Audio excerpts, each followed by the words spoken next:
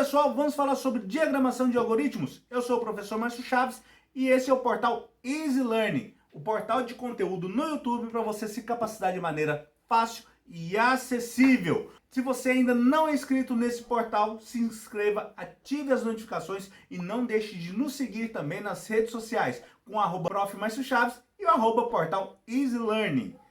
Vamos falar hoje um pouquinho sobre diagramação de algoritmos. Professor, mas o que vem a ser a diagramação? A diagramação é uma técnica utilizada em várias áreas, do conhecimento, não só na programação, não só na computação, mas em vários outros processos e profissões também, com o objetivo de sintetizar, de organizar os passos de execução para você analisar todo o seu fluxo de ações e com isso otimizar o seu processo e economizar esforços. Então, a diagramação utiliza elementos geométricos com a finalidade de descrever o seu raciocínio e descrever também o fluxo de processo. E qual que é a importância de diagramar um algoritmo?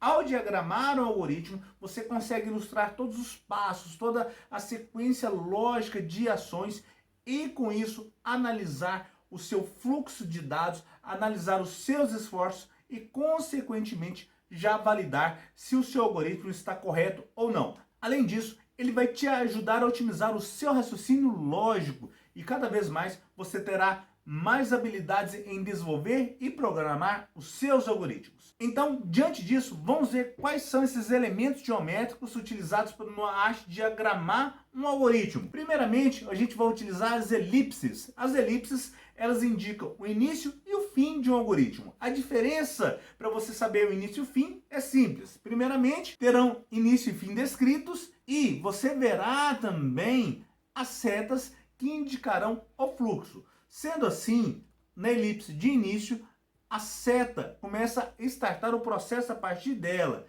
E no fim, apenas uma seta chega onde simboliza que todo o processo terminou. O paralelogramo, é também uma ferramenta que vai indicar uma interação com o usuário. E essa interação geralmente vai ser um processo de orientação ao usuário ou de leitura de uma variável. Diante do fluxo, nós temos uma seta chegando e uma seta saindo do paralelogramo.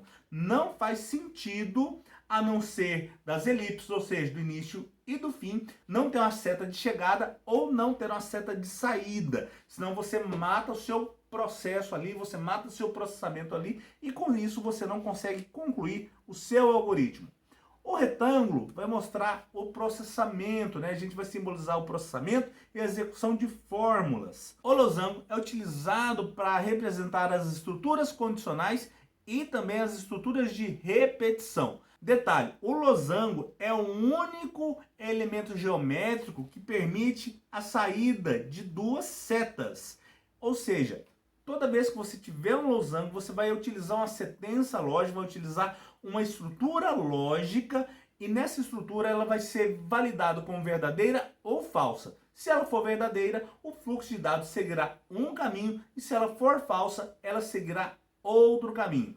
Então, diante disso, nós não seguiremos os dois caminhos ao mesmo tempo, apenas o verdadeiro ou falso, bem como as ações a serem executadas posteriormente serão diferentes. Lá no final do nosso algoritmo, essas ações poderão se encontrar novamente, porém, a princípio, ela vai ficar de maneira isolada para executar passos e processos específicos. E por último, nós temos aqui também esse processo de saída, de retorno ao usuário. Aqui no paralelogramo, nós temos uma interação, onde você vai informar o usuário e executar uma leitura. E aqui na exibição de um documento, você vai apenas exibir para ele o seu resultado e com isso vai dar o retorno do seu algoritmo. Então, basicamente, essas são as formas geométricas que a gente vai utilizar para modelar os nossos algoritmos e, consequentemente, poder fazer a execução de nossos programas. Te espero na nossa próxima aula, que vai ser a instalação do IDE CodeBlocks e, posteriormente, a criação de um algoritmo na prática.